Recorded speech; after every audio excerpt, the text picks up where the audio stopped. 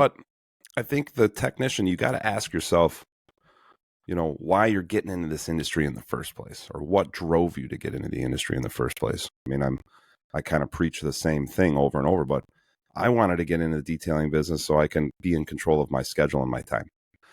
And that's fine, but it gave me the space to step away from work. So like, listening to somebody else in the industry tell me that I should be doing this when I know in my heart that I want to be doing this, your version of success is different than my version of success. And that's fine. Right.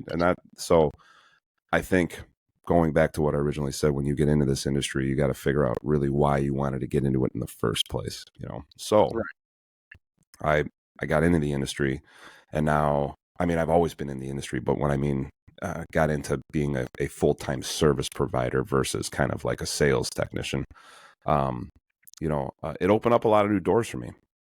And now I'm kind of like living in that room or that arena after I've made all these new connections and all that type of stuff. And so looking back, thinking of my sales career, all the people that were my own customers are small business, small body shops, small car washes, small detail centers. And then, even your car dealerships. I mean, you think of a car dealership as a big business, but generally a lot of the car dealers that I dealt with were independents. They own one or two stores, family owned business, still small business. Yeah. Right.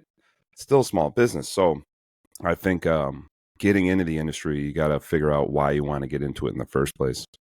But I also think with the cost of living and the way everything has changed, something has been pretty obvious to me as of recently.